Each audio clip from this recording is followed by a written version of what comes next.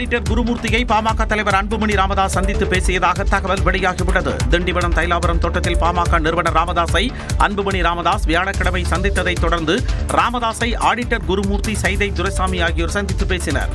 சுமார் 3 மணி நேரம் நடைபெற்ற இந்த சந்திப்பில் பாமக பாஜக கூட்டணியை உறுதி செய்வது குறித்து ஆலோசிக்கப்பட்டதாக கூறப்பட்டது.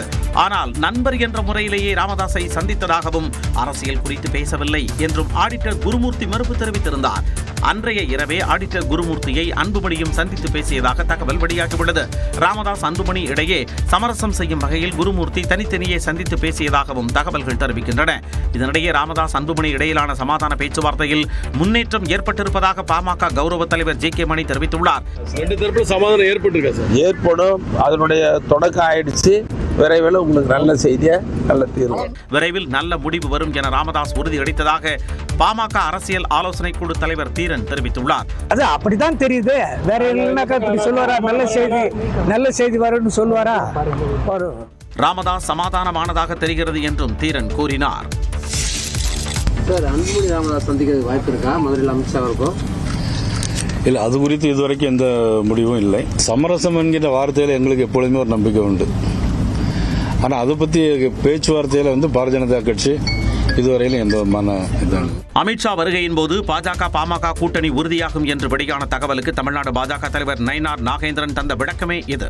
மதுரையில் செய்தியாளர்களை சந்தித்த அவர் விருப்பமின்றி பாஜகவுடன் கூட்டணி அமைக்கப்பட்டதாக ராமதாஸ் கூறியதற்கு பதிலளிக்க மறுத்துவிட்டார். அதாவது தேர்தல் முடிஞ்சு 1 வருஷம் ஆயிடுச்சு. இன்னும் அடுத்த தேர்தலுக்கு இன்னொரு 10 மாசம் இருக்கு.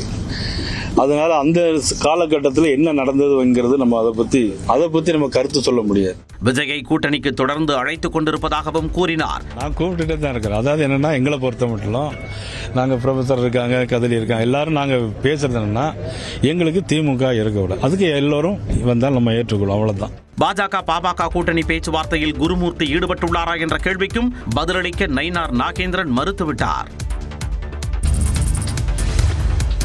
மக்கள் தொகை கணக்கெடுப்பில் நிகழும் தாமதமும் அதைத் தொடர்ந்து நடைபெற இருக்கும் தொகுதி மறுவரையறையும் தற்செயலானவை அல்ல என்று முதலமைச்சர் மு.க. ஸ்டாலின் தெரிவித்துள்ளார். தனது எக்ஸ் பக்கத்தில் பதிவிட்டுள்ள அவர், தான் தொடக்கம் முதலே எச்சரித்து வரும் ஆபத்து நம் வாசற்படி வரை வந்துவிட்டதாக குறிப்பிட்டுள்ளார்.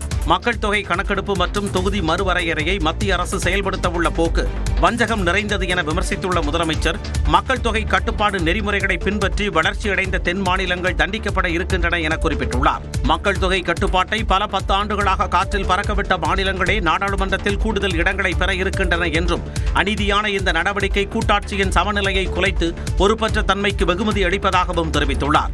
பாஜக எப்படி கைவரிசை காட்டப் போகிறது என்பதை முன்னாள் மத்திய அமைச்சர் ப. சிதம்பரமும் விளக்கமாக எடுத்து கூறியுள்ளதாக குறிப்பிட்டுள்ள முதலமைச்சர், தென்னகத்தின் குரலை காப்பாற்றிக் கொள்வதற்கான வியூகங்களையும் தீட்ட வேண்டிய தருணம் இது என்றும் கூறியுள்ளார்.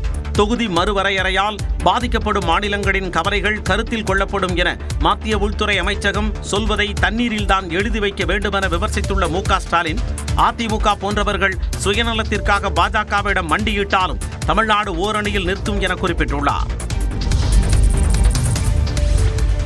தொகுதி மறுசீரமைப்பால் தமிழ்நாட்டின் பிரதிநிதித்துவம் குறைந்தால் அதற்கு முதலாவதாக எதிர்குரல் கொடுப்பேன் என அதிமுக பொதுச் செயலாளர் எடப்பாடி பழனிசாமி தெரிவித்துள்ளார். பாஜகவுடன் கூட்டணி வைத்ததன் மூலம் எடப்பாடி பழனிசாமி தொகுதி மறுவரையறை என்ற துரோகத்திற்கு துணை போகிறார் என முதலமைச்சர் மு.க. ஸ்டாலின் குற்றம் சாட்டியிருந்தார். இதற்கு பதிலளிக்கும் விதமாக தனது எக்ஸ் பக்கத்தில் பதிவிட்டுள்ள எடப்பாடி பழனிசாமி, தொகுதி மறுசீரமைப்பு எப்போது நடந்தாலும் அது தமிழ்நாட்டின் உரிமைகள் பாதிக்கப்படக்கூடாது என்பதை மத்திய உள்துறை அமைச்சரை சந்தித்த போதை தெரிவித்ததாக குறிப்பிட்டுள்ளார். தமிழ்நாட்டு மக்கள் தொகுதி மறுசீரமைப்பு குறித்தோ இந்தி திணிப்பு குறித்தோ தெளிவான மனநிலையில் இருக்கிறார்கள் என்று தெரிவித்துள்ள எடப்பாடி பழனிசாமி, முதலமைச்சர் தனது மடைமாற்று அரசியலை நிறுத்த வேண்டும் என வலியுறுத்தியுள்ளார். இந்த நிலையில் தொகுதி மறுசீரமைப்பு விவகாரத்தில் எடப்பாடி பழனிசாமி பாஜகவின் அடிமையாக பேசுவதாக அமைச்சர் ரகுபதி விமர்சித்துள்ளார். இதுகுறித்து அவரது அறிக்கையில், பாசிச பாஜகவின் சதித்திட்டத்தை நாட்டிலேயே முதல் முறையாக அமல்படுத்தி அதற்கான நடவடிக்கைகளை எடுத்து வருபவர் முதல்வர் மு.க. ஸ்டாலின் என தெரிவித்துள்ளார். தொகுதி மறுசீரமைப்புக்காக எதிராக ஒரு பேச்சோ எழுத்தோ அதிமுக பதிவு செய்திருக்கிறதா என கேள்வி எழுப்பி உள்ள அமைச்சர் ரகுபதி, இதை கேட்டால் அமித்ஷாவிடம் பேசினேன், ஒன்றிய அரசிடம் குரல் கொடுத்தேன் என பழனிசாமி கலராக ரீல் விடுவதாக விமர்சித்துள்ளார். தொகுதி மறுசீரமைப்பு பற்றி தனது எக்ஸ் பக்கத்தில் கருத்து பதிவிட்டுள்ள திமுக நாடாளுமன்ற குழு தலைவர் கனிமொழி, எடப்பாடி பழனிசாமியின் துரோகங்களை தமிழ்நாட்டு மக்கள் மன்னிக்க மாட்டார்கள் என்று குறிப்பிட்டுள்ளார். எடப்பாடி பழனிசாமி விலை போய்விட்டதாக சாடி உள்ளதுடன் சட்ட ரீதியிலான உறுதிமொழி கிடைக்கும் வரை தொடர்ந்து குரல் கொடுப்போம் என்றும் கூறியுள்ளார்.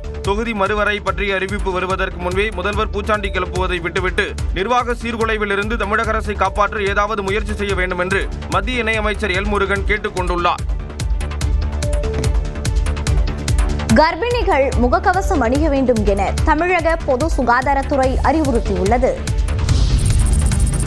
விழுப்புரம் மாவட்டத்தில் கொரோனா தொற்றால் பாதிக்கப்பட்டவர் சிகிச்சை பலனின்றி உயிரிழந்தார். விழுப்புரம் மாவட்டம் திண்டிவனம் அடுத்த பெரப்பேரி பகுதியைச் சேர்ந்த தியாகராஜன் ஐதராபாத்தில் கட்டுமான ஒப்பந்ததாரராக பணியாற்றி வந்தார். இந்நிலையில் காய்ச்சலால் பாதிக்கப்பட்ட நிலையில் சொந்த ஊருக்கு திரும்பினார். விழுப்புரம் மாவட்டம் உண்டியம்பாக்கம் அரசு மருத்துவமனையில் சிகிச்சைக்காக அனுமதிக்கப்பட்டார். அங்கு அவருக்கு கொரோனா தொற்று உறுதியான நிலையில் சிகிச்சை பலனின்றி உயிரிழந்தார். இந்நிலையில் கர்ப்பிணிகள் முகக்கவசம் அணிய வேண்டும் என தமிழக பொது சுகாதாரத்துறை அறிவுறுத்தியுள்ளது. அதிக காய்ச்சல், இருமல், உடல் வலி உள்ளிட்ட அறிகுறிகள் இருந்தால் உடனடியாக மருத்துவமனைக்கு முன்கூட்டியே செல்ல வேண்டும் என்றும், நெரிசல் மிகுந்த பகுதிகளுக்கு செல்வதை தவிர்க்க வேண்டும் என்றும் தமிழக பொது சுகாதாரத்துறை அறிவுறுத்தியுள்ளது. முகக்கவசம் கட்டாயம் இல்லாவிட்டாலும் தங்கள் பாதுகாப்பிற்காக முகக்கவசம் அணிவது நல்லது எனவும் விளக்கம் அளிக்கப்பட்டுள்ளது. கொரோனாவிற்கு நாட்டு மருந்து இருப்பதாக தவறான தகவலை பரப்பினால் கடும் நடவடிக்கை எடுக்கப்படும் என பொது சுகாதாரத்துறை எச்சரிக்கை விடுத்துள்ளது. இந்தியாவில் கடந்த சில நாட்களாக கொரோனா பரவல் அதிகரித்து வரும் நிலையில் தொற்று பாதிக்கப்பட்டால் மருத்துவமனைக்கு செல்ல வேண்டாம் என்றும், நாட்டு மருந்து ஒன்றை பொது சுகாதாரத்துறை அங்கீகரித்திருப்பதாகவும் சமூக வலைதளங்களில் தவறான தகவல் பரவியது. குறிப்பாக மும்பையில் கண்டுபிடிக்கப்பட்ட அந்த நாட்டு மருந்தை மிளகு பொடி, தேன், இஞ்சி சாறு ஆகியவற்றுடன் வெறும் வயிற்றில் தொடர்ந்து 5 நாட்கள் சாப்பிட்டால் கொரோனாவிலிருந்து மீள முடியும் என்று தவறான தகவல் சமூக வலைதளங்களில் பரவி வருகிறது. இதனை திட்டவட்டமாக மறுத்த தமிழ்நாடு அரசின் தகவல் சரிபார்ப்பகம் சமையல் குறிப்பை கொரோனா மருந்து என்று பரப்பி வருவதாக விளக்கமளித்தது. இந்நிலையில் உலக சுகாதார அமைப்பு மற்றும் மத்திய சுகாதாரத்துறை வழிகாட்டும் மருந்துகளை மட்டுமே தமிழ்நாடு சுகாதாரத்துறை பின்பற்றும் என்று பொது சுகாதாரத்துறை குறிப்பிட்டுள்ளது. மேலும் இஞ்சி, மிளகு ஆகியவை கொரோனாவிற்கான மருந்து என்பதற்கு அறிவியல் பூர்வ ஆதாரம் இல்லை என்றும் பொது சுகாதாரத்துறை தெரிவித்துள்ளது. எனவே கொரோனா மருந்து தொடர்பாக தவறான தகவல்களை பரப்பினால் சட்ட நடவடிக்கை எடுக்கப்படும் என்று பொது சுகாதாரத்துறை எச்சரித்துள்ளது. இந்தியாவில் கொரோனாவால் பாதிக்கப்பட்டு சிகிச்சை பெற்று வருவோரின் எண்ணிக்கை 5364 அதிகரித்துள்ளது. LF7NB181 என்ற புதிய வகை கொரோனா வேகமாக பரவி வருவதாக உலக சுகாதார அமைப்பு தெரிவித்துள்ளது. ஆனால் இந்த வகை தொற்றால் பெரிய பாதிப்புகள் இருக்காது என்றும் தெரிவிக்கப்பட்டுள்ளது. இந்தியாவிலும் கொரோனா பாதிப்புகள் படிப்படியாக அதிகரித்து வருகின்றன. தேசிய அளவில் 5364 பேர் கொரோனாவால் பாதிக்கப்பட்டு சிகிச்சையில் உள்ள நிலையில் 4724 பேர் குணமடைந்துள்ளதாக மத்திய சுகாதாரத்துறை தெரிவித்துள்ளது. அதிகபட்சமாக கேரளாவில் 1679 பேர், குஜராத்தில் 615 பேர் கொரோனாவால் பாதிக்கப்பட்டு சிகிச்சை பெற்று வருகின்றனர். தமிழ்நாட்டில் 221 பேர் கொரோனாவால் பாதிக்கப்பட்டுள்ளனர். கேரளாவில் 2 பேர், கர்நாடகா, பஞ்சாபில் தலா ஒருவர் என 4 பேர் கொரோனாவால் பாதிக்கப்பட்டு ஒரே நாளில் உயிரிழந்தனர். ரிசர்வ் வங்கி அறிவிப்பால் வீடு, வாகனம் உள்ளிட்ட கடன்களுக்கான வட்டி மற்றும் தவணை தொகை குறையும் சூழல் ஏற்பட்டுள்ளது. வங்கிகளுக்கு ரிசர்வ் வங்கி வழங்கும் குறுகிய கால கடனுக்கான ரெப்போ வட்டி விகிதம் 0.5 விழுக்காடு குறைக்கப்பட்டுள்ளது. மும்பையில் நடைபெற்ற ரிசர்வ் வங்கியின் நிதி கொள்கை குழு கூட்டத்திற்கு பிறகு ஆளுநர் சஞ்சய் மல்கோத்ரா இதனை அறிவித்தார். The policy repo rate under the liquidity adjustment facility by 50 basis points to 5.5%. சுமார் 5 ஆண்டுகளாக ரெப்போ வட்டி விகிதம் குறைக்கப்படாத நிலையில் ரிசர்வ் வங்கியின் புதிய ஆளுநராக சஞ்சய் மல்கோத்ரா பதவியேற்றது முதல் தொடர்ந்து குறைக்கப்பட்டு வருகிறது. அதாவது கடந்த டிசம்பர் மாதம் அவர் பதவியேற்ற நிலையில் அதன் பிறகு பிப்ரவரி மாதம் ரெப்போ வட்டி விகிதம் 0.25 விழுக்காடு குறைக்கப்பட்டது. அதனைத் தொடர்ந்து கடந்த ஏப்ரல் மாதம் 0.25% குறைந்து 6% நிர்ணயம் செய்யப்பட்டது.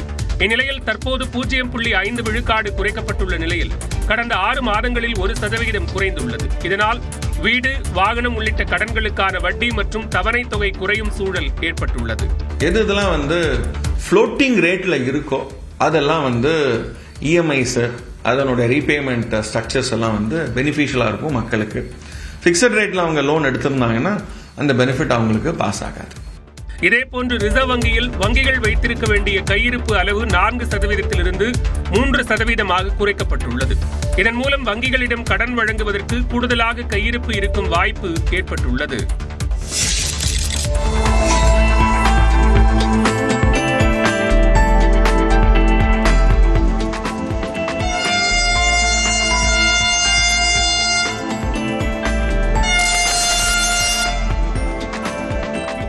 போரூர் பூந்தமல்லி இடையேயான ஓட்டுநர் இல்லாத மெட்ரோ ரயிலின் 3ஆம் கட்ட சோதனை ஓட்டம் வெற்றிகரமாக நடைபெற்ற காட்சிகளை இவை. சென்னையில் 2ஆம் கட்ட மெட்ரோ ரயில் பணிகள் சுமார் 118 கிலோமீட்டர் தூரத்திற்கு 3 வழித்தடங்களில் நடைபெற்று வருகின்றன. இதில் பூந்தமல்லி போரூர் இடையிலான ரயில் பாதை பணிகள் இறுதிக்கட்டத்தை எட்டியுள்ளன. இந்த வழித்தடத்தில் வரும் டிசம்பர் மாதம் சேவை தொடங்க உள்ள நிலையில் இறுதிக்கட்ட பணிகள் விறுவிறுப்பாக நடைபெற்று வருகின்றன. அந்த வகையில் பூந்தமல்லி முதல் போரூர் வரையிலான 9.5 கிலோமீட்டர் தொலைவிற்கு அப்லைனில் 30 முதல் 35 கிலோமீட்டர் வேகத்தில் கடந்த மாதம் 2ஆம் கட்ட சோதனை ஓட்டம் நடைபெற்றது. இந்த நிலையில் டவுன்லைனில் 20 முதல் 25 கிலோமீட்டர் வேகத்தில் 3ஆம் கட்ட சோதனை ஓட்டம் நடைபெற்றது. டிரைவர் சொல்ல முடியாது, அவர் ஆள் வந்து அதை வாட்ச் பண்ணிட்டு ஆப்ரேட் பண்ணுவாங்க. அதுக்கப்புறம் படிப்படியாக நம்ம அந்த சிஸ்டம் வந்து மேலே கான்ஃபிடன்ஸ் நம்ம டெவலப் பண்ணதுக்கப்புறம் அதை விட்ரா பண்ணுவோம். நம்ம பண்ணிட்டா கம்ப்ளீட்டாக ஓட்டுநர் இல்லாமல் செயல்படுத்தப்படும். அதன்படி ஓட்டுநர் இல்லாத மெட்ரோ ரயில் போரூரில் இருந்து பூந்தமல்லி பைபாஸ் மெட்ரோ ரயில் நிறுத்தத்தை வெற்றிகரமாக வந்தடைந்தது.